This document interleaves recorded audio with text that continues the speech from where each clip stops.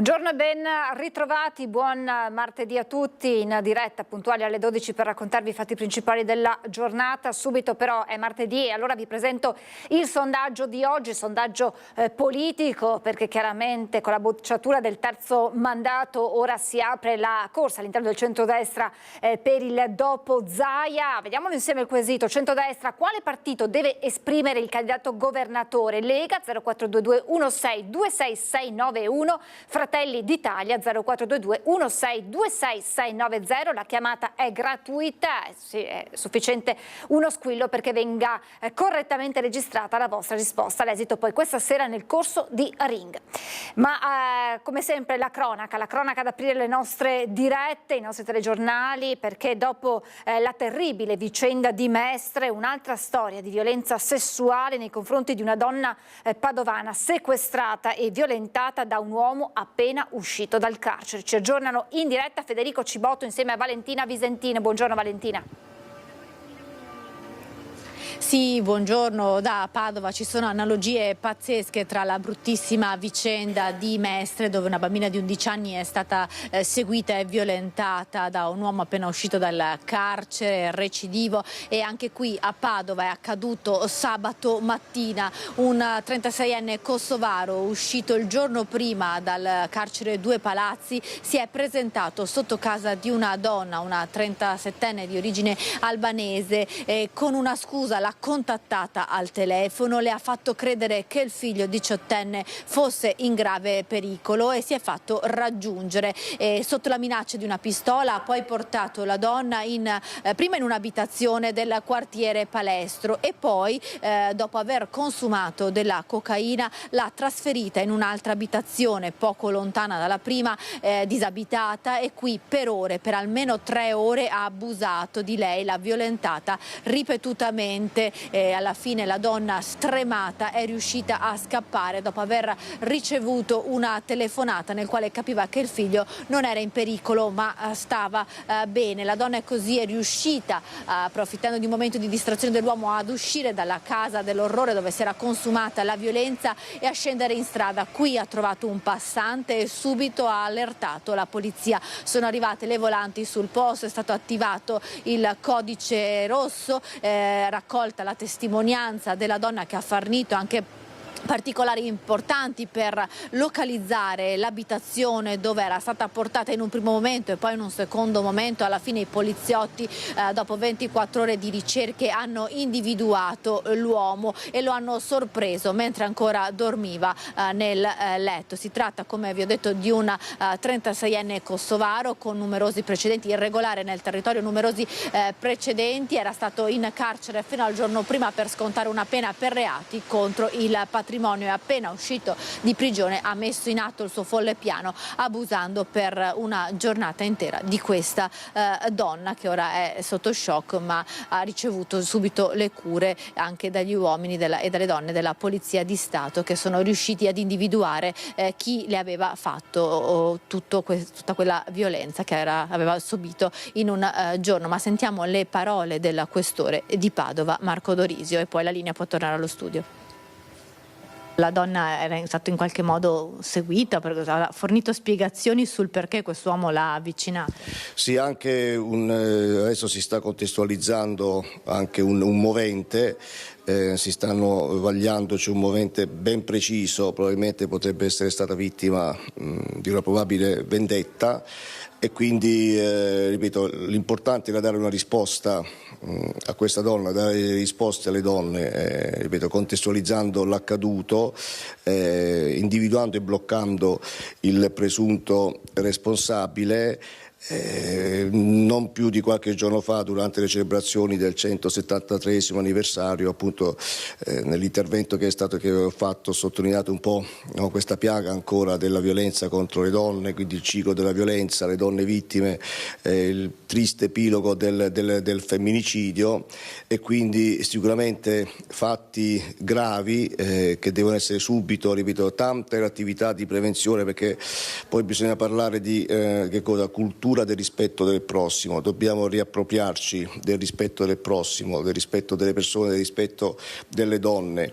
tanto si sta facendo in chiave proprio di consapevolezza, in chiave di prevenzione, però è importante purtroppo quando si verificano fatti gravi dare una risposta repressiva immediata sia alla vittima ma anche, ripeto, a tutto il contesto, in questo caso padovano cittadino. Quella di Padova è una vicenda con le tante analogie con l'orrore accaduto a Mestre. Il 45enne accusato di aver aggredito e violentato una ragazzina di 11 anni mentre rientrava a casa resta in carcere. Naturalmente cresce la paura delle famiglie, mentre il parroco della comunità dice con certi soggetti bisogna agire preventivamente.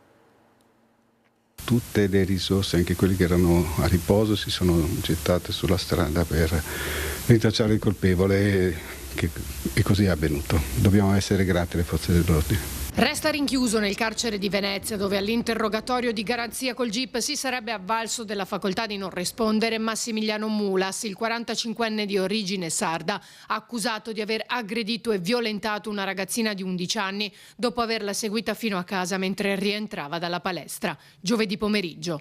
Sono molti gli elementi indiziari a suo carico raccolti dai carabinieri, oltre alla sfilza di precedenti per reati sessuali che l'hanno fatto entrare e uscire dal carcere negli anni. Quella sera Mulas è stato rintracciato sulla base di un fermo di polizia, fuggendo dall'abitazione della ragazzina dove era entrato per compiere l'ennesima brutalità su una giovane vittima indifesa. Aveva infatti perso il portafogli con i documenti. La violenza si è consumata nell'androne del palazzo quando la ragazzina stava per entrare in casa, modalità che il 45enne ha messo in atto altre volte. Lei si era insospettita, era al telefono con un'amica che quando l'ha sentita gridare ha immediatamente lanciato l'allarme. Sconvolta la comunità, dalla parrocchia alla scuola che ha già organizzato incontri per aiutare i compagni di classe ma anche i genitori. C'è paura e incredulità, denuncia il parroco. Non ci sono parole per qualificare questo crimine, non ci sono proprio parole, siamo a livello diciamo di una disumanità incredibile. Il curriculum di questa persona, ahimè, è già di per sé pesantissimo e non basta che uno sconti la pena poi è libero come qualsiasi altro cittadino. Se è pericoloso va trattato come persona socialmente pericolosa.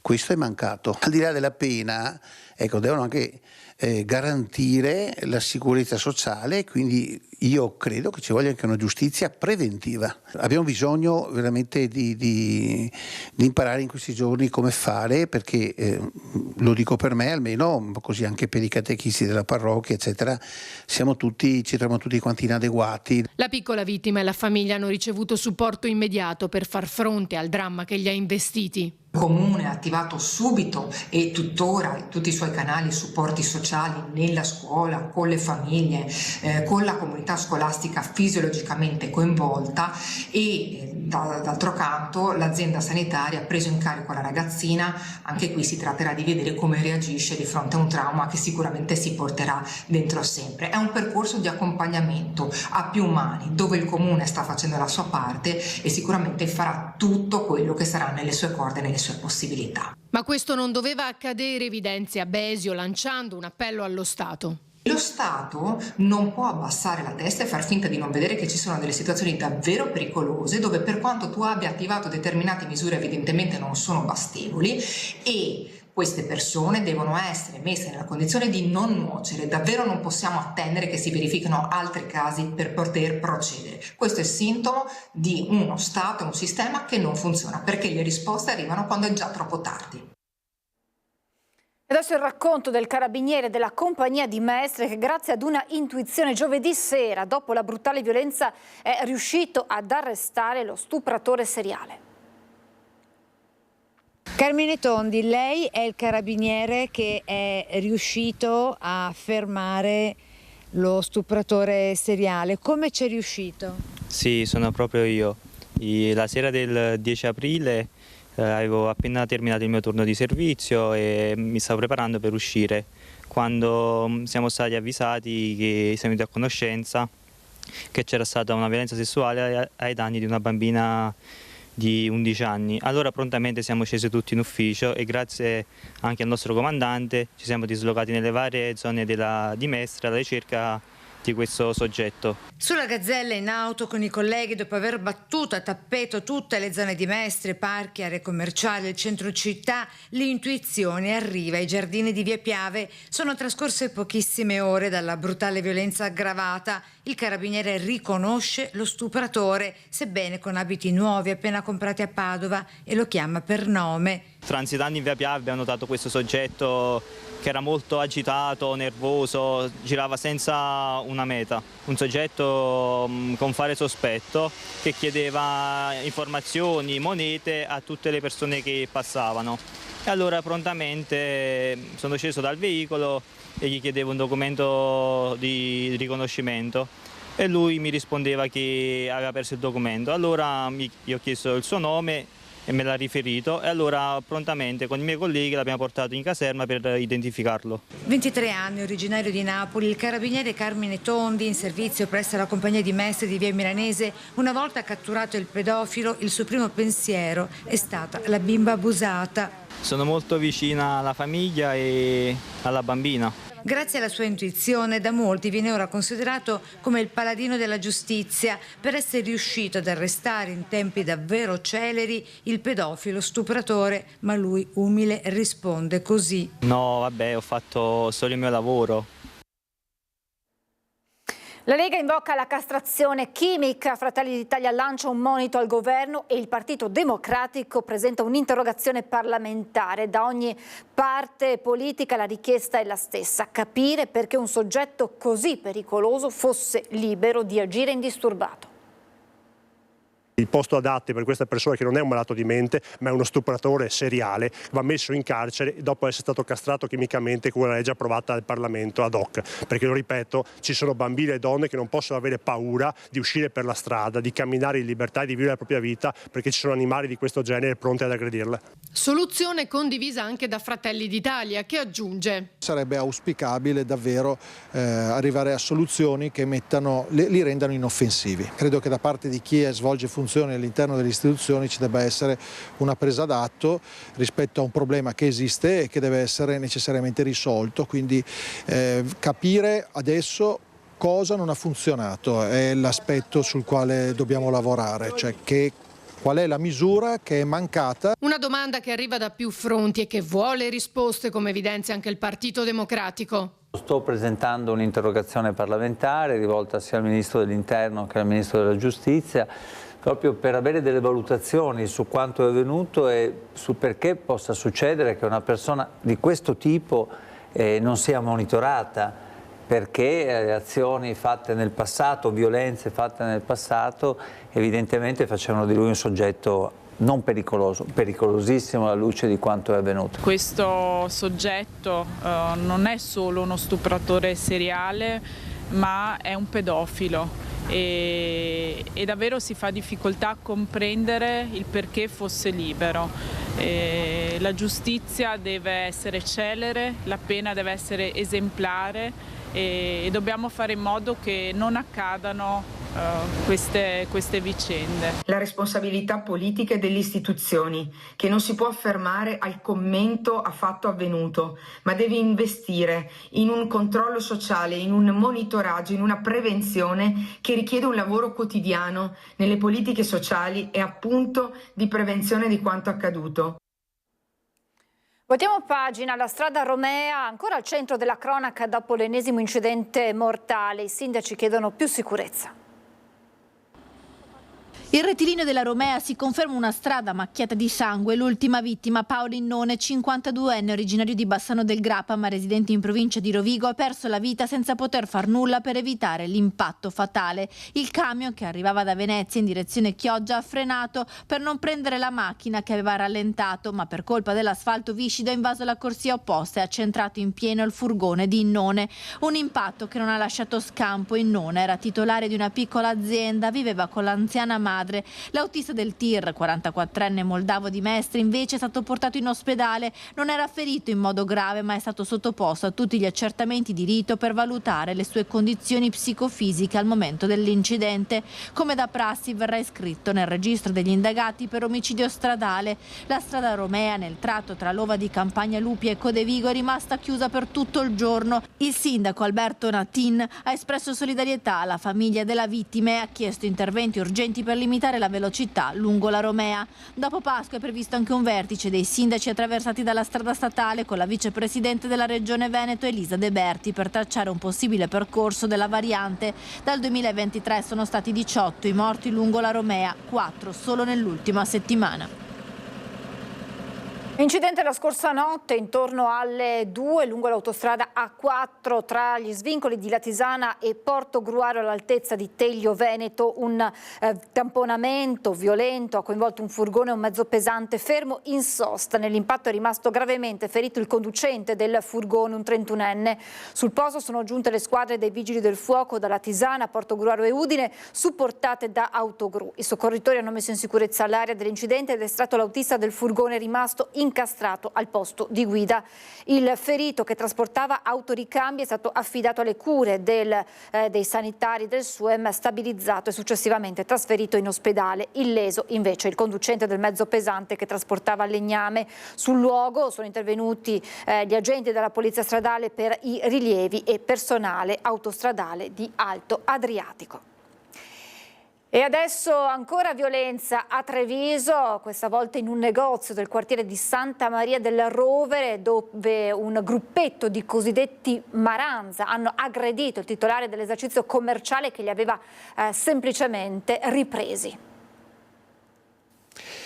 Siamo all'interno del Money Transfer, teatro di una violentissima rissa la scorsa settimana. Le immagini della videosorveglianza parlano chiaro, parlano di una violenza inaudita, di una vera e propria ferocia da parte di alcuni ragazzini che si sono scagliati contro il titolare di questo negozio e anche un cliente.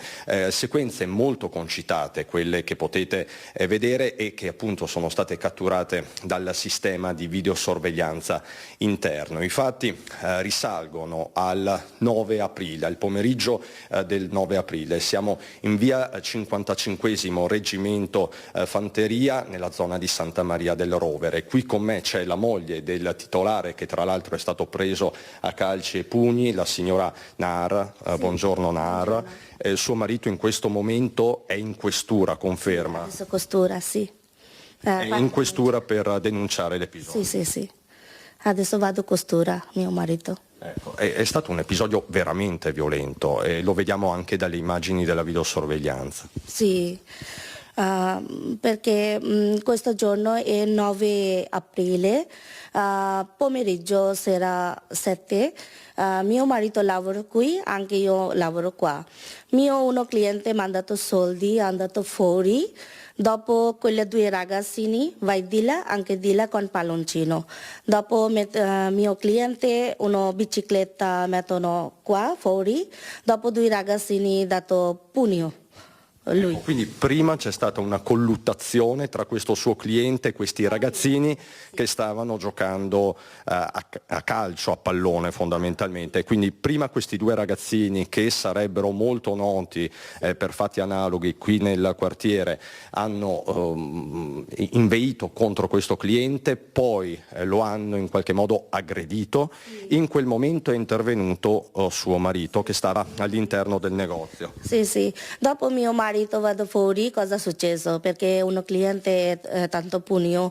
Dopo mio marito vado fuori, tutti e 2 ragazzini è entrato al mio ufficio, dopo dato pugno, mio marito di testa è rotto, arriva tanto sangue.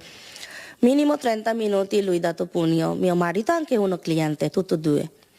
Quindi il suo marito ha riportato anche delle lesioni, è stato al pronto soccorso, si è fatto medicare dal medico? Ho chiamato carabinieri, polizia, anche 118, ambulanza. Arrivato ambulanza, dopo uno come bianco, colore bandage, dato questa, dopo ambulanza ha detto non vado pronto soccorso, adesso tutto è...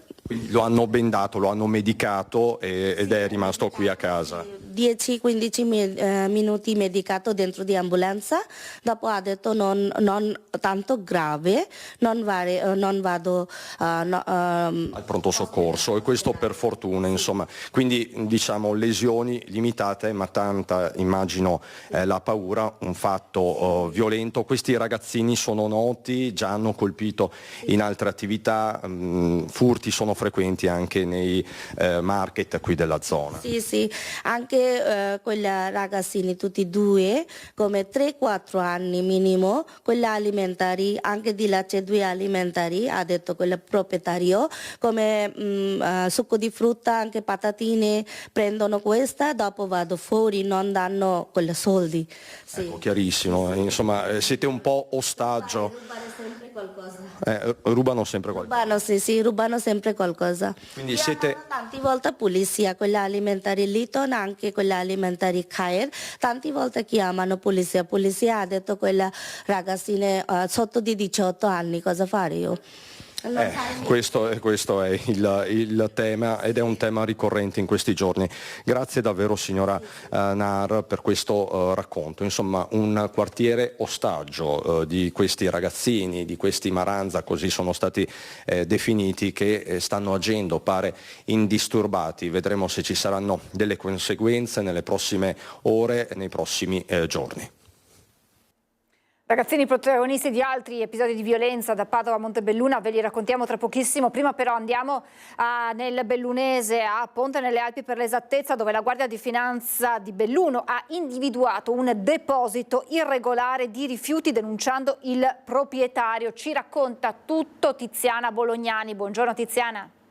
Buongiorno Francesca, hai detto benissimo, il blitz delle Fiamme Gialle a Ponte nelle Alpi ha portato il sequestro di un'area di oltre 2000 metri quadrati. In quest'area c'erano accatastati e ricoperti in parte da vegetazione rifiuti per diverse tonnellate, anche pericolosi. Mi riferisco a lastre di copertura in amianto, batterie al piombo, pezzi di motori termici contaminati da oli. Ma non c'era solo questo, anche un vecchio pulmino della Volkswagen, pneumatici, elettrodomestici, carta catramata, scarti di edilizia, plastica, ferro, poltrone, divani, un surf e anche un paio di sci vecchi. I sigilli all'area privata che si trova a ridosso di un rio affluente del Piave, circondata da abitazione, sono stati posti una settimana fa, il 9 di aprile, ed è plausibile che la presenza di questa discarica abusiva sia stata segnalata proprio dai cittadini al nucleo di polizia economica e finanziaria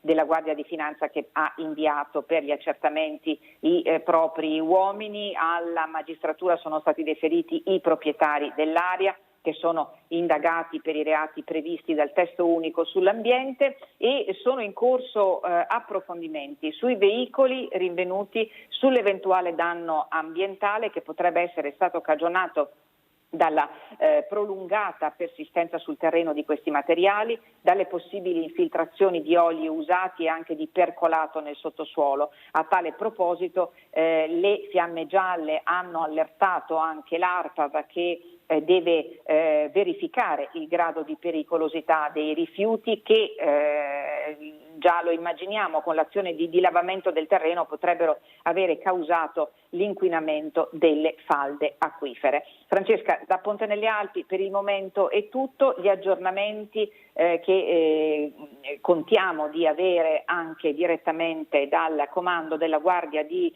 Finanza nei telegiornali di questa sera. È tutto, a te. Grazie davvero, buon lavoro Tiziana Bolognani. Noi andiamo un attimo a Palazzo Balbi, post giunta, conferenza stampa del Presidente Zaia, presentate alcune iniziative, ma sentiamo le domande dei colleghi. Alla chiusura di un rapporto che tu chiudi politicamente col tuo partito, che ti impone la coerenza di tutta una serie di attività e di impegni che ti sei preso, no? Cioè, pensate che io sto discorso qua l'ho fatto 5 anni fa, non sembrava l'ultima cena, quando gli ho candidato, guardate, alla fine degli ultimi 6 mesi qualcuno di voi se ne andrà. No. Però insomma queste robe io le ho viste nel 2015, quando si finì l'amministrazione nel 2010-2015, vi ricordate che addirittura dovetti tornare nel 2015 con la nuova amministrazione a fare addirittura il famoso emendamento moralizzatore, perché mi cambiarono anche, non andarono solo via, mi cambiarono anche tutto il bilancio. Quindi c'è questo livello di attività, ma anche, come si può dire, anche nelle parole, no? Nelle parole, penso, Andreoli è un consigliere che ha detto lui da 40 anni che mastica collega, suo padre, non so se qualcuno ha scritto, è stato parlamentare oltretutto, non si ritrova più nel partito. Poi mi sembra di capire che più o meno le stesse parole siano anche del consigliere Rizzotto, della consigliera Rizzotto. Non sono andati in un partito secessionista, questo poco ma sicuro, e quindi ok, avranno fatto altre scelte di vita. E poi c'è un terzo piano, e quindi a me questo secondo piano del quale vi parlo mi compete fino a un certo punto, anche se sono parte in causa perché sono dello stesso partito, perché è un tema di rapporti con il partito, con la segreteria, con tutto quello che è quello che è accaduto, e di riconoscenza nei confronti di un partito che ti ha dato tanto, perché tu oggi fai questa scelta perché il partito ti ha messo in condizione di poterla fare, non di farla, di poterla fare. Io penso che noi dovremmo tutti riconoscere le opportunità che i nostri movimenti ci danno. Sì, sicuramente avremmo magari fatto successo nella vita, tutti avremmo fatto un sacco di belle robe, però è un'esperienza unica, ineguagliabile, se volete anche esclusiva, no? Non tutti possono farla, e penso che un partito non si liquidi così, semplicemente con un grazie. Poi c'è un terzo livello che è quello umano. A livello umano cosa volete che vi dica? Io voglio bene ai miei consiglieri, non riesco a odiarli i miei consiglieri. È l'umanità che ti porta a dire che due persone con le quali hai condiviso un percorso, ai quali hai dato la possibilità di candidarsi, perché ricordo che la candidatura la firmo io, e peraltro uno dei due consiglieri è anche candidato sulla lista civica, porta il mio nome, quindi non scrivete che sono andati via tutti e due dalla Lega, uno è andato via anche da me, e tutti e due, anche Andreoli? No, Sandonà secondo me è in fase evolutiva, e quindi vabbè, c'è un rapporto umano, c'è ovvio che mi spiace, no? Ne prendo atto, ma mi spiace umanamente, perché poi ti chiedi anche, ma perché? Mancano pochi mesi alla fine dell'amministrazione, no? Sarebbe stato bello chiuderla come abbiamo iniziato, però vabbè, queste sono scelte che si fanno, e probabilmente proprio perché mancano pochi mesi. Ma sai, non bisogna mai fare i conti prima dell'oste, questo è un insegnamento, mio nonno mi diceva sempre, mai fare i conti prima dell'oste. Mancano pochi mesi. Ma cosa state facendo col microfono? È la tua? Sì. Bravo. E quindi vabbè, così, cioè la vita, in politica ormai ci siamo abituati a ste robe, e probabilmente non saranno i primi neanche gli ultimi, cioè vedremo cosa accadrà. Noi siamo pronti a tutto. Altro? No. Il consigliere Andreoli mi aveva informato, me ne aveva parlato. La consigliera Rizzotto me l'ha comunicato via messaggio il giorno che è uscito sui giornali, quando è uscito, no, il giorno prima che poi voi avete scritto, cos'è? Domenica che è uscita sul lunedì. Invece il consigliere Andreoli aveva chiesto appuntamento, è venuto a dirmelo, a comunicarmi, quindi ci ho parlato di persona, insomma. E si attende da Fratelli d'Italia?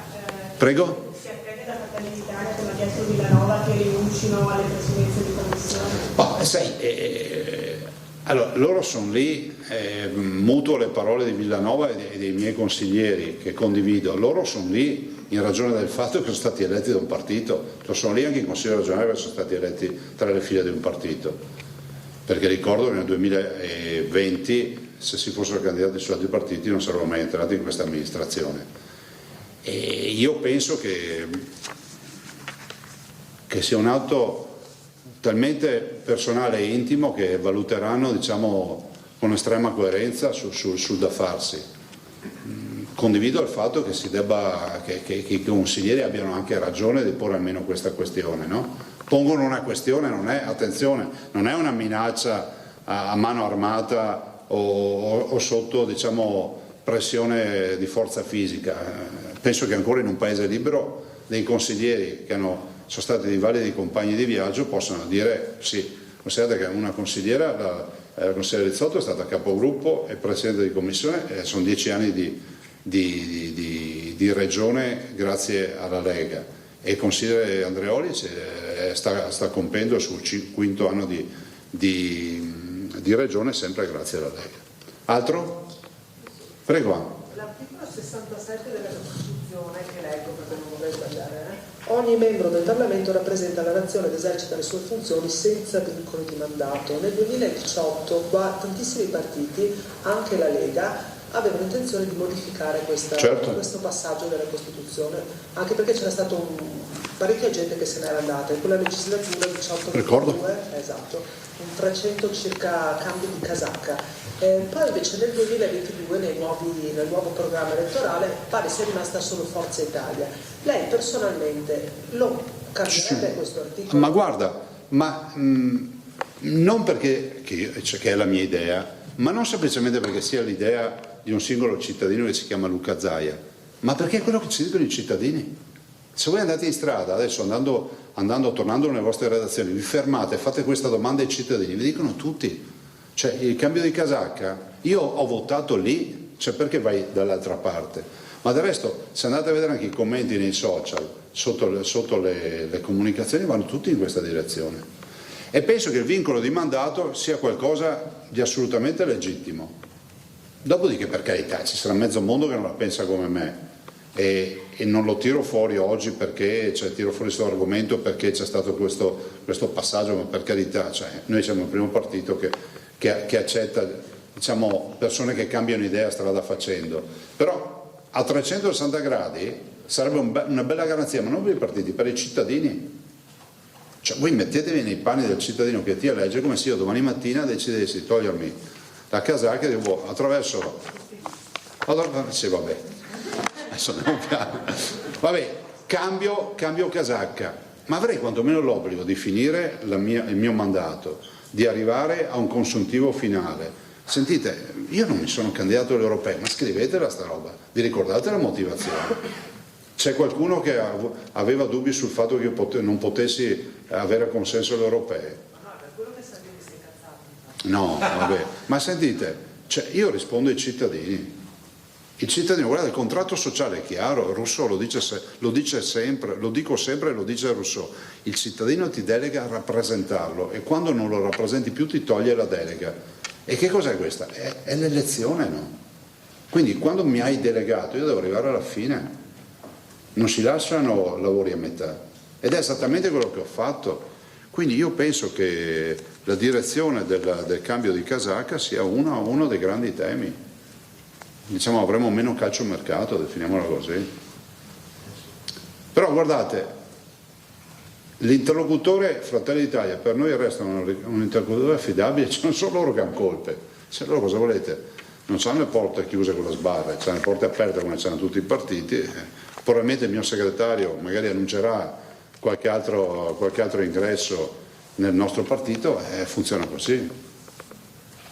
Altro? Dai che poi andiamo. Volevo chiedere al Presidente quali sono le sue priorità per il tempo che manca alla fine della legislatura. È una priorità, uno o due almeno. No, mi piace perché fate domande in andata e anche in ritorno adesso, perché consumare tutto in andata, adesso le facciamo di ritorno. Però il più grande è stato, la Madiotta me l'ha fatta sta domanda, ho detto ma per favore, mi ha detto ma si ricandiderà fra 5 anni, c'è andata anche oltre. Cioè, quando studi l'inglese, no? Cioè, siamo già al Will qua, no? C'è roba che forse accadrà, ma ragazzi, no, noi non abbiamo le ultime cose da fare. Io non ho mai lasciato, e questo ci tengo a dirvelo, non ho mai lasciato un'amministrazione da ministro, da presidente di provincia, da vicepresidente di regione e neanche nei miei mandati da presidente non ho mai lasciato pozzi avvelenati. Questo scrivetelo, perché chi viene dopo di me non trova pozzi avvelenati, trova un'amministrazione in ordine, coi conti in ordine, che è come un orologio. Chi è che prova? che è come un orologio svizzero, e noi non siamo, come si può dire, in un limbo. Noi fino all'ultimo giorno amministriamo. Io questa mattina ho fatto una riunione sui fondi europei, abbiamo ancora 350 milioni di euro sui quali dobbiamo programmare e progettare, perché è giusto che si trovi il lavoro. Cioè non c'è nulla, non c'è nessun binario morto, non c'è nessuna iniziativa su binario morto. Cioè, noi abbiamo l'obbligo di governare garantendo la minima interruzione ai processi amministrativi. Non esiste. Insomma, avete sentito l'intervento del Presidente Zaia sul cosiddetto caso transfughi, il passaggio di esponenti, consiglieri regionali dalla Lega Fratelli d'Italia, l'ultimo domenica, ve l'abbiamo dato nel nostro telegiornale, della consigliera Rizzotto. Adesso stava parlando del futuro suo, del futuro del Veneto. Ha detto: non lascio mai pozzi neri quando me ne vado da un incarico, per insomma indicare l'impegno fino all'ultimo giorno per il Veneto. Poi questa sera nei nostri telegiornali vi riassumeremo quelli che sono i passaggi principali di queste botta e risposta del Presidente Zaia con i colleghi a Palazzo Balbi. Ma adesso andiamo a Montebello Vicentino, perché all'indomani del quarto Bomba Day il Comune si prepara ad organizzarne un altro. Trovato infatti il quinto ordigno in 3 anni nei cantieri TAV. Per noi Simone Squarcina, Luisa Bertini sono insieme al sindaco di Montebello Vicentino, Dino Magnabosco. Buongiorno Luisa. Sì, buongiorno a te, buongiorno ai nostri telespettatori, grazie al sindaco Dino Magnabosco per essere stato con noi. Comune che si appresta al quinto Bomba Day, dopo che ieri abbiamo parlato dell'esito di quello che è stato il disinnesco di domenica, che era il quarto in 3 anni. Sì, il quarto in 3 anni e il terzo in poco più di 4 mesi. Sembra, perché noi non abbiamo ancora ricevuto nessuna comunicazione ufficiale né dalla prefettura né da qualche altro organo, e quindi non posso confermare, ma così sembra, che effettivamente sia stato ritrovato l'ennesimo ordigno bellico. Ecco, voi lanciate anche un appello in merito a questo agli organi di competenza per evitare che in maniera così frequente, allorquando venga trovato appunto un ordigno inesploso, si ritorni a fare così con tanta frequenza quella che è l'evacuazione delle 100 persone nel caso vostro, ma che potrebbero essere molte di più in zone più popolate. Certo, una riflessione va fatta, l'avevamo già fatta anche con Sua Eccellenza il Prefetto, che qualcosa doveva essere rivista nella procedura di ritrovamento di indagine bellica di questi ordigni. E da quello che ci è stato detto non è possibile modificarle, perché comunque è una procedura militare, e quindi va fatto per ogni singola bomba ritrovata da aereo, ovviamente di queste dimensioni. Il Bomba Day, tutto quello che abbiamo sempre fatto e che abbiamo fatto per l'ultima volta domenica. Certo che, ripeto, una riflessione, e forse sarà il caso magari di coinvolgere anche il Ministero della Difesa, perché non tanto per Montebello, perché comunque a parte i 100 residenti che ormai mensilmente devono abbandonare le proprie abitazioni e quindi subire questo ulteriore disagio, perché ricordiamoci che stiamo parlando comunque di un territorio che è da più di 2 anni che è interessato dai lavori TAV, con tutte le problematiche che ne conseguono. Ma pensiamo, se questo dovesse succedere a Vicenza, dove la densità abitativa è sicuramente maggiore, e magari parliamo di qualcosa come 3-4 mila persone, capiamo che diventa veramente difficile gestire tutto questo. Ecco, lei prima mi parlava di una statistica relativa al territorio di Montebello, quindi voi avete qualche numero su quante bombe venivano sganciate quotidianamente e la percentuale potenziale di quelle inesplose? Sì, abbiamo documentato più di 20-25 bombardamenti da aereo su Montebello, appunto come obiettivo il ponte sul fiume Gua, e per rendere un'idea, un singolo bombardamento alleato, quindi tutti gli aerei americani, durato una giornata, hanno sganciato qualcosa come 386 bombe. La media è di 5-10% di bombe inesplose, quindi il calcolo è veloce da fare e fa anche riflettere. Ecco, quindi abbiamo sentito insieme le riflessioni e anche l'appello che si rivolge alle istituzioni. Per il momento è tutto, io restituisco a voi la linea allo studio. Grazie a Luisa Bertini, con lei Simone Squarcina, grazie naturalmente anche al sindaco Magnabosco, e noi ci fermiamo per la pubblicità tra poco. Rieccoci in diretta. Cristiana Arboit prima ci ha raccontato dell'episodio di violenza da parte di un gruppo di ragazzini nei confronti del titolare di un negozio. Sabato sera a Padova violenza di sempre ragazzini protagonisti che hanno aggredito in Piazza dei Signori una pattuglia della polizia locale mentre cercava di dividere due giovanissime che stavano litigando.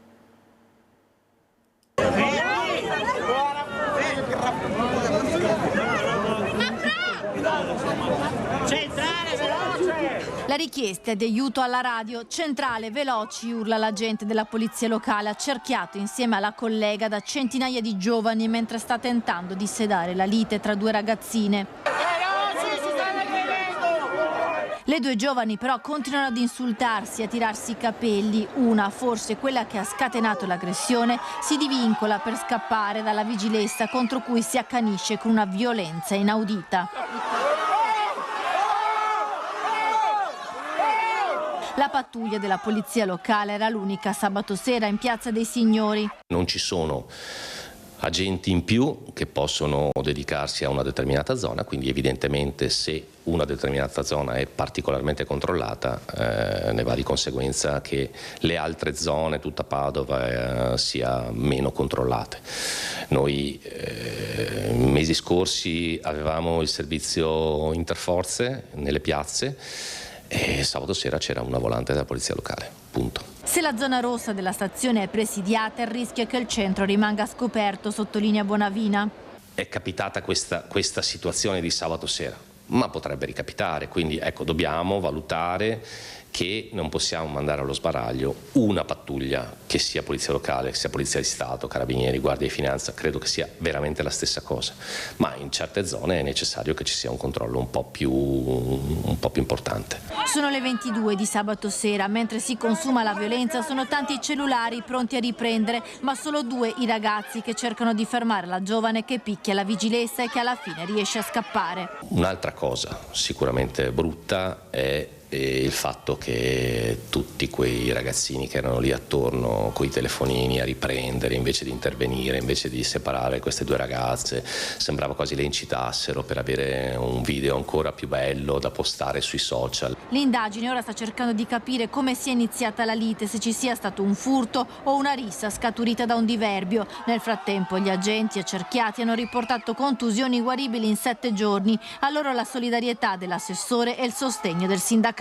Una pattuglia si è sganciata alla zona rossa, e parlo della polizia locale perché chi è intervenuto per prima è stata la polizia locale, altre 2 pattuglie della polizia locale sono intervenute prontamente a difendere i colleghi, poi ovviamente hanno immobilizzato le 2 ragazze e poi sono state portate negli uffici per evidenti pratiche di identificazione. E a Montebelluna i carabinieri hanno denunciato 8 giovanissimi, 4 di loro minorenni, per una rissa violentissima scoppiata durante i festeggiamenti di Carnevale. Nel bel mezzo della sfilata di Carnevale un gruppetto di ragazzini aveva pensato bene di far scoppiare una rissa per futili motivi, un momento di grande paura per le famiglie che avevano portato in piazza i figli per poter seguire i festeggiamenti. Dopo un mese e mezzo i carabinieri, grazie anche alle immagini delle telecamere di videosorveglianza, hanno identificato e denunciato i responsabili della violenta colluttazione. Si tratta di 8 ragazzi, 4 minorenni, 2 sono fratelli di un campo nomadi della zona, uno già conosciuto alle forze dell'ordine. Tutti quei ragazzi che poi vengono pescati a fare idiozie di qualsiasi tipo, che siano risse o anche altre situazioni pericolose, secondo me dovrebbero essere obbligati a trascorrere del tempo con dei ragazzi diversamente abili. Secondo me in questo modo riuscirebbero ad essere utili ai propri coetanei e a capire anche la profondità della vita. Ecco. E di pene più severe parla Alberto Villanova, capogruppo della Lega in Consiglio regionale. Le nostre città, tuona, non possono diventare ostaggio di giovani sbandati in cerca di emozioni. Spero in una pena esemplare e per esemplare anche i lavori a favore della comunità, taglio dell'erba, pulizia delle strade o assistenza fuori dalle scuole.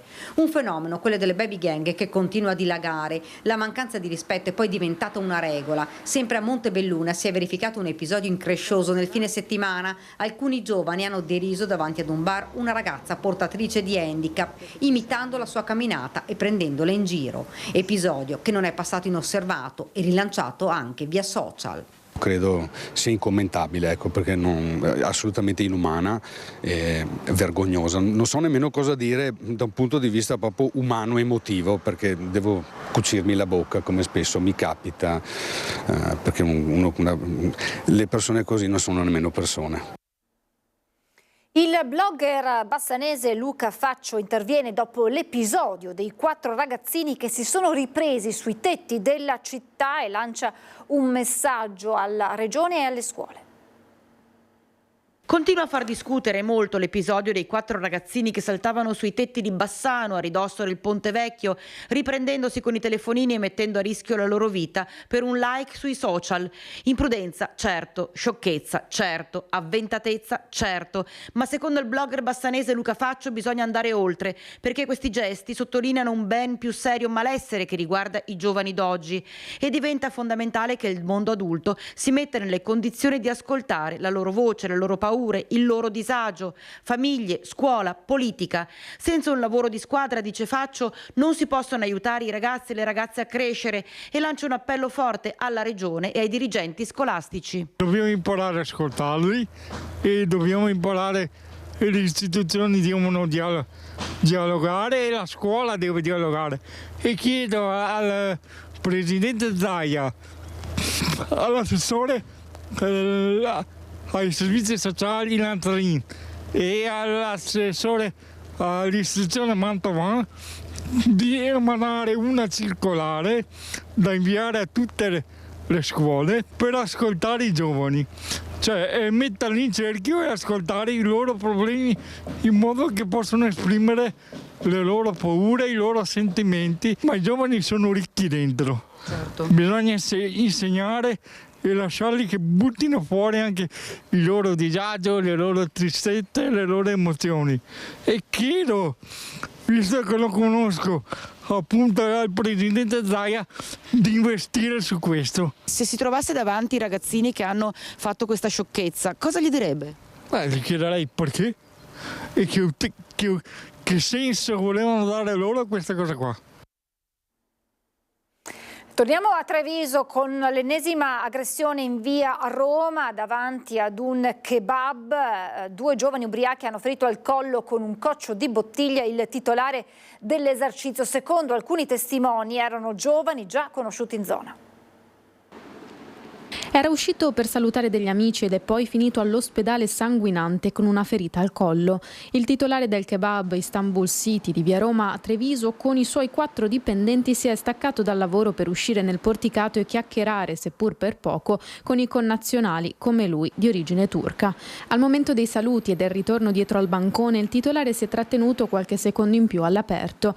È stato quello il momento in cui 2 giovani di origine marocchina, visibilmente ubriachi, bottiglie in mano, si sono avvicinati al kebab. A quel punto il titolare ha chiesto loro di andarsene, schiamazzi e atteggiamenti molesti non erano ben accetti in quel posto. Erano circa le 20:30, numerosi infatti i clienti che stavano mangiando seduti nei tavoli sia fuori che dentro, tra cui anche alcuni turisti. La richiesta ha scatenato l'ira dei 2, degenerata in una rissa proprio davanti al locale.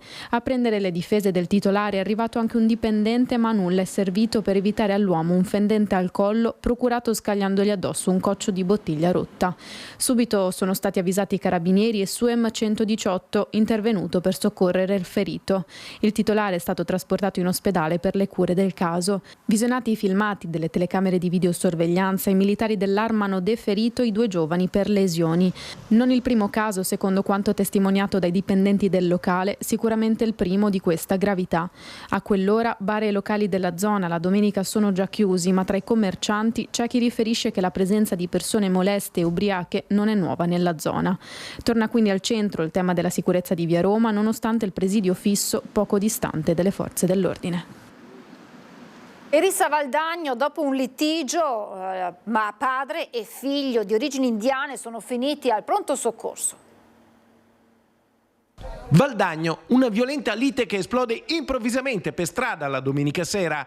Siamo in via San Lorenzo, dove padre 50enne e figlio 21enne di origine indiana vengono aggrediti da 2 connazionali. Non sono ancora chiari né il motivo né la dinamica del diverbio. Sul caso stanno indagando i carabinieri della compagnia di Valdagno. A quanto pare i 4 si conoscevano e sarebbero stati in compagnia fino appunto al momento dello scontro dovuto verosimilmente a futili motivi. Gli aggrediti sono finiti all'ospedale, al pronto soccorso, per fortuna senza gravi conseguenze. Una zuffa avvenuta sulla strada, in zona centro storico, forse a causa di alterazione dovuta ad alcol. Ma adesso toccherà agli investigatori chiarire le responsabilità. Arrestato un agricoltore della Bassa Padovana, i carabinieri lo stavano controllando per una sospetta attività di spaccio, ma hanno scoperto che nascondeva un ordigno di fabbricazione artigianale. Sono intervenuti gli artificieri dei carabinieri nell'abitazione di un agricoltore 32enne della Bassa Padovana, dove i militari di Este, che lo avevano fermato per una sospetta attività di spaccio, hanno scoperto un ordigno esplosivo rudimentale del peso di poco meno di 1 etto, composto da un tubo nero a L chiuso ad una estremità con un tappo di plastica e del nastro adesivo con una miccia, della polvere pirica, una vite e un bullone.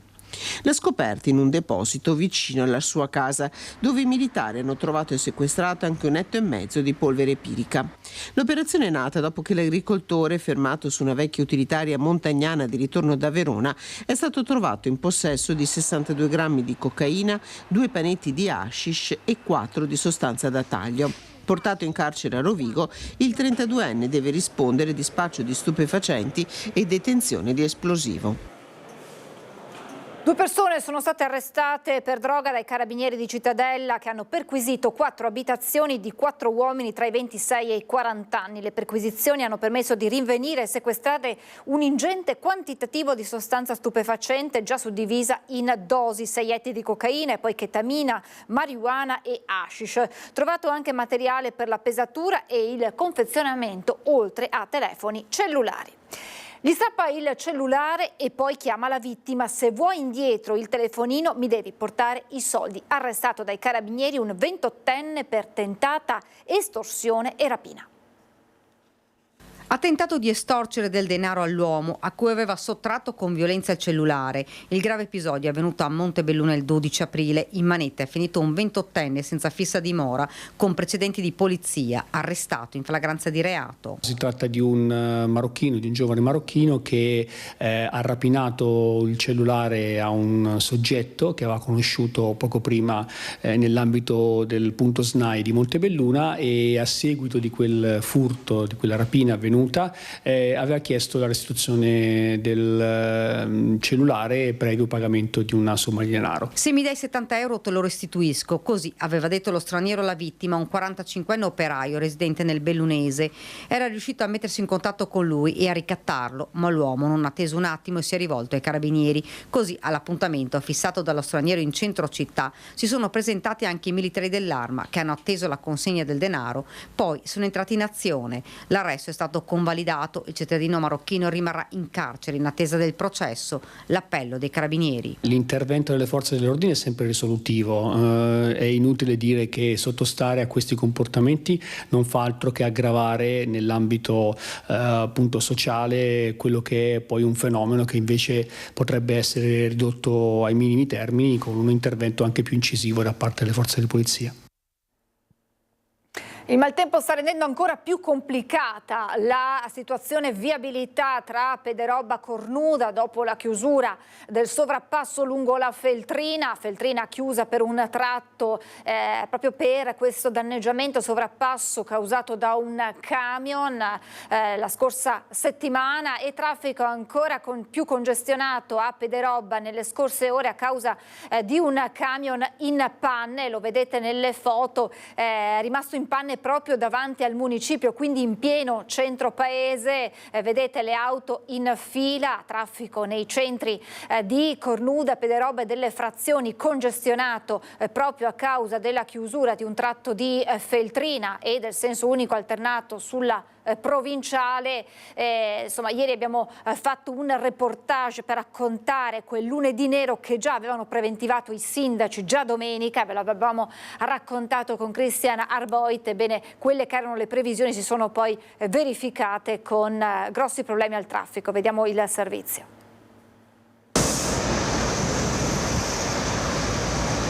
Molte persone vengono qua e si lamentano che c'è tanto traffico ai semafori, comunque c'è un bel po' di caos, insomma, sì, questo sicuramente. E anche l'altra sera per andare a Cornuda abbiamo fatto mezz'ora di colonna. Mi aspettavo di peggio, sinceramente, per adesso. Bisogna armarsi un po' di pazienza. Esatto.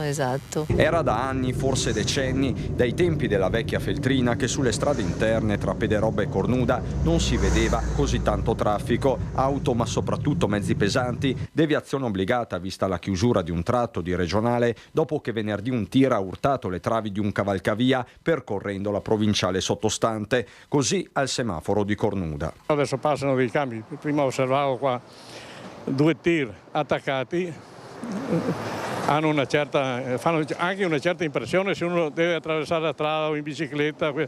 È cambiata la viabilità completamente nell'interno del paese, perché i tir non li vedevamo, adesso vedi, guarda. Questa mattina ho contattato Veneto Strade e mi hanno assicurato che entro domani mattina avranno una soluzione da presentarci sia dal punto di vista tecnico che come tempistiche, e speriamo che possa essere veramente riaperta entro Pasqua. Ci sono buone possibilità, ma per il momento attendiamo quello che ci dirà Veneto Strade, e nel frattempo comunque invito tutti veramente a prestare molta attenzione. L'altro fronte a Onigo, dove è stato un lunedì tendente al nero, così come l'umore del sindaco. Non siamo preparati per sopportare un traffico simile, di conseguenza faccio un appello a Veneto Strade che intervenga nel minor tempo possibile. Piccoli incidenti sono già successi in altri paesi, mi auguro che la situazione venga risolta nel più breve tempo possibile, perché non vorrei mai che succedesse quello che non dovrebbe mai succedere. Pregare Dio che non succeda niente, perché vedete quanti camion passano.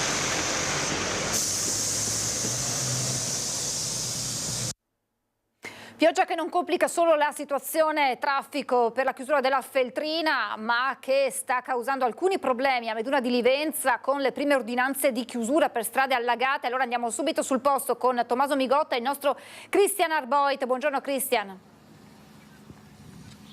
Buongiorno Francesca, a te e a tutti i telespettatori di Antenna 3. Siamo in via Runco Sud a Meduna di Livenza, ci sono i primi allagamenti e le prime ordinanze di chiusura a strade. Qui con me il sindaco di Meduna di Livenza, Arnaldo Pitton. Buongiorno sindaco che da ore è operativo e segue l'evoluzione di questa ondata di maltempo. Come sapete c'è allerta gialla che riguarda soprattutto il Veneto orientale e la zona idraulica, idrogeologica della Livenza Tagliamento Lemene. Sindaco Pitton, quali sono le sue prime determinazioni di chiusura? Beh, insomma, ecco, vedendo il tempo di questa notte e la mattina ci avevamo già allertati con l'ufficio tecnico e con la polizia municipale, tant'è che questa mattina verso le ore 9 abbiamo deciso di fare un'ordinanza di chiusura, in questo caso via Runco Sud. È una zona limitrofa del paese, però purtroppo soggetta a questo tipo di allagamenti. Diciamo che a darvi alcuni problemi in questo momento, in questa fase, è il canale canale Borrida che confluisce nel Livenza. Sì, noi a Meduna abbiamo due canali importanti, è la Borrida e la Corea, che sono due canali che prendono, diciamo, l'acqua proprio dei fossi della campagna, dell'aperta campagna e delle vie limitrofe. Ecco, questa è un po' in difficoltà e quindi abbiamo dovuto operare con l'ordinanza perché può fare effetto acquaplan e creare incidenti e pericolosità per chi conduce i veicoli nel caso. Le idrovere sono entrate in funzione, mi dice? Sì, sono entrate in funzione e stanno facendo per fortuna il loro santo lavoro. Ecco, diciamo che per il momento la questione riguarda soprattutto la sicurezza stradale, quindi l'acquaplaning, l'acqua in strada, agente scelto, voi state monitorando, probabilmente ci saranno altre ordinanze di chiusura nel pomeriggio. Sì, presumiamo appunto che in base ai vari allagamenti nell'area limitrofa probabilmente fra un'ora chiuderemo il tratto stradale nelle vicinanze, perché abbiamo controllato anche prima. Comunque siamo presenti nel territorio e informiamo sempre i cittadini. Credo che chiuderemo fra un po' anche il tratto qui vicino. Grazie mille. Sindaco Pitton, Sindaco, cosa prevede per i prossimi giorni? Perché oggi c'è allerta, ma tutta la settimana, insomma, a quanto pare sarà problematica. E speriamo che valga ancora i detti proverbi nostri veneti che se piove sui palmi non piove sui vovi, e incrociamo le dita, tant'è che comunque pomeriggio ci incontriamo, decideremo per il COC. L'unica cosa che ci rasserena è il fiume Livenza, il Malghera e il San Bellino, che sono ancora all'interno del proprio letto, quindi in quel caso siamo abbastanza tranquilli. Diciamo che sorvegliati speciali come sempre sono i canali secondari. L'anno scorso l'abbiamo imparato a nostre spese. L'anno scorso tra l'altro non era solo acqua piovana come in questo caso, ma era anche acqua che proveniva dalla montagna. Mi risulta che in su, in alte quote, c'è nevischio e quindi questo ci aiuta. Grazie Sindaco, chiudo con due residenti qui della zona, il signor Benedetto e la signora Renata. Benedetto, qui voi siete abituati un po' a convivere con la pioggia, con l'acqua, è una delle zone più fragili dal punto di vista idrogeologico del Veneto. Bassi, purtroppo quando che piove tanto così vengono questi problemi qua. Comunque con l'idrovora che hanno fatto qua a Meduna ha risolto tanti problemi, ecco. Signora Renata, sono ore di apprensione, insomma lei è fiduciosa. Speriamo che il Signore sappia che siamo qua anche noi altri, che Dio ce la mandi buona. Grazie signora Renata, signora Benedetto, sindaco e agente scelto. È tutto da Via Runco Sud a Meduna di Livenza. Francesca con Tommaso Migot, a te la linea. Grazie davvero Cristian, grazie a Tommaso e grazie naturalmente anche ai tuoi ospiti. Naturalmente continueremo a monitorare la situazione anche sul fronte maltempo, intanto però ci fermiamo per la pubblicità.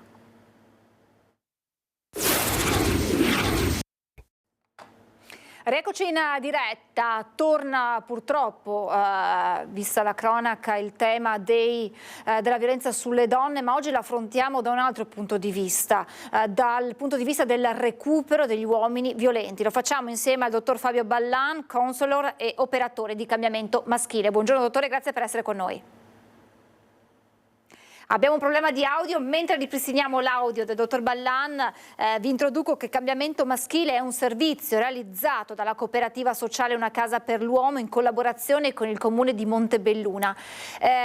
Dottor Ballan, di che cosa vi occupate? Io ho semplificato mettendo una casa per recuperare, ma in realtà sono di più i centri nei quali voi operate. Sì, Una Casa per l'Uomo è l'ente gestore che praticamente gestisce questo servizio che appunto si chiama Cambiamento Maschile. È un servizio che è sparso sulla provincia di Treviso. Abbiamo il centro originario praticamente a Montebelluna, poi uno sportello territoriale sia su Treviso che Conegliano. E ci occupiamo appunto è un centro di ascolto e di aiuto e offriamo appunto un percorso di riflessione per appunto gli uomini che riconoscono di aver agito violenza nella relazione con la propria partner o in una relazione con una donna in generale. L'accesso è libero, nel senso che le persone possono accedere spontaneamente, previo colloquio telefonico, ma ultimamente le persone ci contattano proprio su invito o dell'avvocato difensore oppure del giudice dopo una sentenza e quindi un provvedimento penale, quindi sospensione della pena con l'obbligo di frequenza di un percorso riabilitativo. Come si struttura il nostro percorso? Allora ci sono una serie di colloqui individuali che servono appunto per finalizzare meglio quella che è la richiesta dell'uomo, quindi iniziare un percorso di assunzione di responsabilità. Dopodiché, dopo questi incontri individuali, c'è l'inserimento nel percorso di gruppo. Il percorso di gruppo dura praticamente un anno, sono incontri settimanali della durata di 2 ore. Il gruppo è formato appunto da circa, attualmente questi 3 gruppi, quindi Montebelluna, Treviso e Conegliano, sono formati da circa una dozzina di persone l'uno e sono sempre condotti da 2 operatori, un operatore, un maschio e una femmina, insomma, generalmente. L'obiettivo è appunto quello di aiutare le persone ad assumersi la responsabilità del proprio agito cercando di far leva anche su quello che è la sfera emotiva, quindi imparare a riconoscere e gestire poi le emozioni in vista appunto di un cambiamento proprio comportamentale e l'interrompere qualsiasi tipo di recidiva nell'ambito violento possa essere. L'obiettivo è quello di intervenire prima che vi sia l'escalation violenta, quindi in una fase di prevenzione. Lei diceva gli uomini arrivano anche spontaneamente quando, o magari su invito della propria compagna, di un familiare, cioè prima che la situazione possa degenerare. Sì, questo sarebbe auspicabile, nel senso che lo spirito originario che ha fatto nascere il centro è proprio questo, lavorare in un'ottica di prevenzione. Ultimamente, ahimè, dobbiamo lavorare invece in un'ottica di, come dire, recupero, ecco, quindi di riflessione sul fatto compiuto. Se prima appunto quando gli accessi erano spontanei, quindi o un momento di riflessione dell'uomo oppure invito dalla rete familiare, dalla compagna stessa, quindi c'era già un processo di rielaborazione dell'agito e quindi un inizio di assunzione di responsabilità. Adesso dobbiamo lavorare un po' più su questo, quindi quando incontriamo una persona che si trova obbligata a frequentare questo percorso proprio per ottenere il beneficio della pena, dobbiamo appunto far leva sul capire le motivazioni e poi quindi sul lavorare su quella che è l'assunzione di responsabilità, quindi passare da una colpevolizzazione della vittima, è stata colpa sua se io ho agito in questo modo, a renderci conto che anche davanti a una situazione di difficoltà che mette a prova appunto la mia possibilità di decidere, spetta solo a me la scelta di non agire violenza, perché noi sappiamo che la violenza non ammette giustificazioni, non possiamo giustificare il nostro agito violento semplicemente dando la colpa o la responsabilità a qualcun altro che non siano appunto i nostri stessi pensieri o le nostre stesse emozioni. Io immagino che da casa molti si stiano chiedendo: ma è possibile recuperare un uomo, farlo uscire dalla spirale di violenza? Beh, il cambiamento è possibile, il cambiamento fa parte della natura umana. L'essere umano non è un essere statico, è iscritto proprio nel nostro DNA, quello del cambiare. Una persona può cambiare quando viene aiutata a riflettere sulla situazione in cui si trova. Quando capisce che la situazione in cui si trova non è funzionale e quindi tutte le azioni e i pensieri che lui si trova a mettere in atto non sono più funzionali, cioè non funzionano più, non servono più, allora è spinto a uscire da questa situazione appunto di sofferenza vissuta e causata e quindi a trovare una soluzione migliore.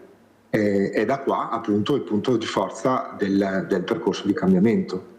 Quindi, per rispondere alle domande degli ascoltatori, sì, il cambiamento è possibile per chi ha voglia effettivamente di farlo. C'è qualche storia che vi è rimasta particolarmente impressa, chiaramente mantenendo l'anonimato dei protagonisti, ma che in qualche modo ha anche segnato il vostro lavoro? Allora, personalmente ricordo il primo uomo che ho incontrato quando ho iniziato appunto questo servizio. È stato un uomo che aveva chiesto spontaneamente di accedere a questo servizio e l'aveva fatto dopo una discussione dopo aver vissuto una discussione appunto con la propria compagna. E in questa discussione c'era stato un agito violento, cioè nel senso che aveva spinto la compagna, questa aveva perso l'equilibrio ed era caduta, e lui si era reso conto, aveva immaginato la scena e aveva detto: ma se la mia compagna avesse sbattuto la testa contro il termosifone, che cosa sarebbe successo? Io non voglio più fare del male, non voglio più farmi del male. E questa è stata un po' la motivazione che l'ha portato e che l'ha sorretto poi nel suo percorso di cambiamento che è riuscito, insomma. Quanti accessi, quanti uomini aiutate all'anno, dottor Ballan? Allora, è un numero molto variabile, nel senso che le persone che contattano il nostro centro sono le più svariate, sono numerose, dopo non tutte per vari motivi o personali, oppure perché come valutazione del centro non riteniamo sia la soluzione più indicata, possono poi continuare il percorso. Perché appunto per poter lavorare e per il nostro obiettivo di lavoro prevede alcune caratteristiche fondamentali. Quindi innanzitutto noi lavoriamo solamente con i maggiorenni, quindi non tocchiamo tutta la sfera di reati compiuti da minorenni. Dopodiché devono essere anche soggetti in grado anche di poter sostenere quello che è il lavoro di gruppo, perché la forza principale del nostro servizio è anche la benzina che può alimentare il processo di cambiamento, è proprio il confronto settimanale con gli altri uomini, quindi il lavoro di gruppo, che è un lavoro sia di riflessione che è un lavoro poi di riflessione in gruppo, ma anche di riflessione personale. Come le dicevo, attualmente abbiamo circa 12 persone per ogni gruppo, quindi a spanne sono 30-36 persone attualmente in carico, e il numero di persone che contattano, che hanno contattato per esempio l'anno scorso, si aggira attorno alle 50 unità. E in questo recupero che ruolo, se gioca un ruolo, la compagna, la moglie vittima di questa violenza? Allora, da protocollo noi lavoriamo anche con la partner, nel senso i CUAV, cioè i centri per uomini autori di violenza, sono nati proprio per dare un sostegno ulteriore sia alle vittime di violenza che ai minori che hanno assistito oppure che hanno subito appunto la violenza. Quindi l'obiettivo nostro non è tanto quello di giustificare l'azione dell'uomo quanto di mettere sempre in protezione la vittima. Durante il nostro percorso avviene quello che viene chiamato appunto il contatto della partner da parte di una nostra collega che si occupa esclusivamente di questo, con il fine appunto di dare delle informazioni ulteriori di messa in sicurezza per la partner e in qualche modo di essere come un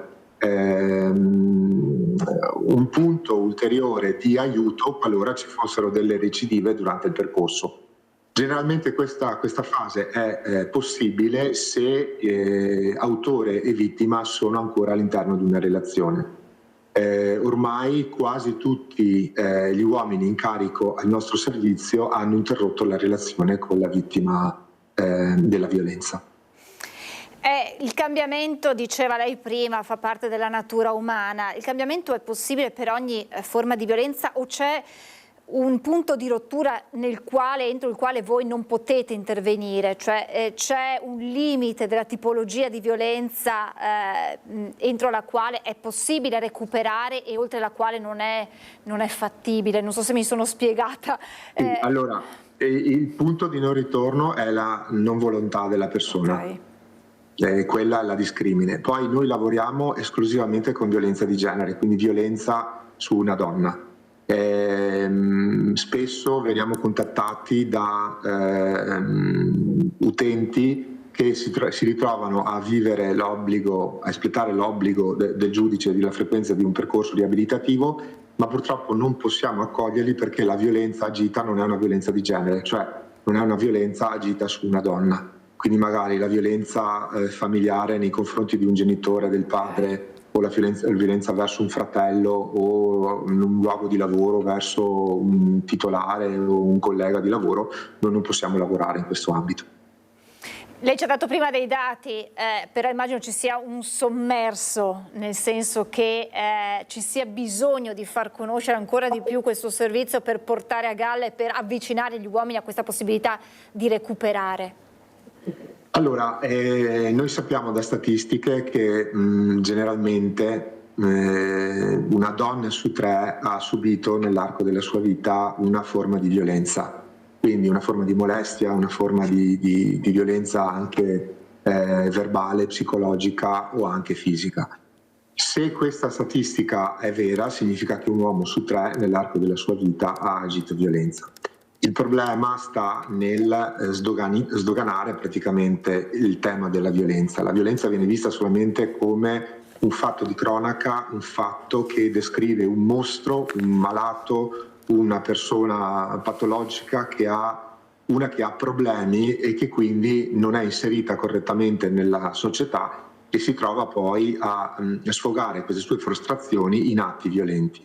Purtroppo la violenza, ahimè, e mi si passi l'espressione, è una delle forme più democratiche di comportamento esistenti. Quindi la violenza purtroppo ci appartiene un po' a tutti. Perché è frutto un po' della cultura, è frutto un po' del nostro retaggio, è frutto un po' della nostra educazione che abbiamo ricevuto, quindi dal non, per noi maschietti soprattutto, dal non permetterci di esprimerci certe emozioni perché considerate deboli o appartenenti di quello che è l'universo femminile, ma invece a consentire a certe altre emozioni tipo la rabbia oppure anche certe modalità anche educative che prevedono che un atto di forza sia ben accettato rispetto a la possibilità di un confronto o di un dialogo, ecco. Questo a livello molto generale, quindi sono spiegazioni molto semplici. Quindi per cercare di far fronte, di far emergere il sommerso, è necessario veramente formare e iniziare a lavorare per creare una nuova cultura di rispetto, una nuova cultura di confronto, una nuova cultura di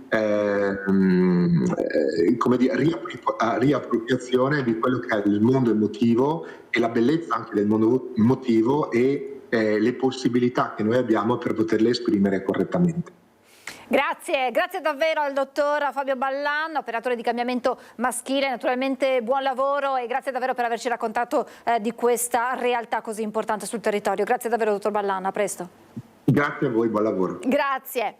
E noi cambiamo completamente argomento. Il Veneto attende tra poche settimane l'arrivo del Giro d'Italia di ciclismo. Tra le tappe più attese c'è la 15ª che domenica 25 maggio partirà da Fiume Veneto e arriverà ad Asiago dopo aver scalato il Monte Grappa. In altopiano è stato presentato poco fa il comitato di tappa e il logo che rende omaggio ad un grandissimo campione. Ci racconta tutto Vanessa Banzato con Alessandro Cossacurta. Più di un mese, al 25 maggio, quando la città di Asiago si colorerà di rosa con l'arrivo della tappa del Giro d'Italia. Come il sindaco Roberto Rigoni Stern e l'assessore allo sport Franco Sella. Allora mi rivolgo subito al sindaco e chiedo cosa c'è da aspettarsi per questa giornata splendida.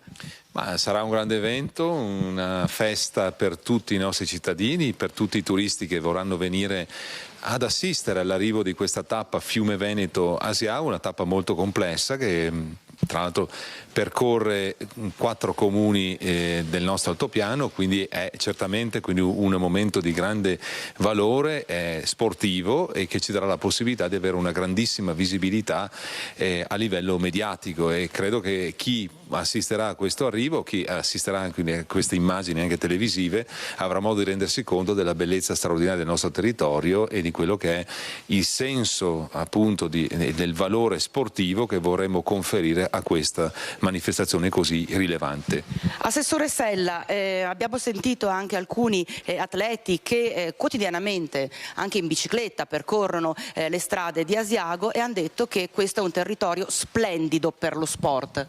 Ma sicuramente un territorio che si presta a qualsiasi genere di sport, tra l'altro partiamo dai 1000 metri, arriviamo a 2000 metri, per cui sport estivi, sport invernali, ma voglio anche ricordare che quel giorno probabilmente ci sarà anche un atleta locale di Enego, Andrea Pasqualon, che gareggerà durante questa tappa, quindi noi ovviamente tiferemo anche per lui. Quindi ci sarà, diciamo, un plus, ecco, questo sostegno, questo tifo? Ma sicuramente per noi il Giro è un momento di sport, un evento sportivo di condivisione, ma poi è un momento di festa, perché avendo veramente tantissimi appassionati non solo di ciclismo ma di tutti gli sport, non possiamo che essere contenti nel vedere transitare per le nostre terre la carovana.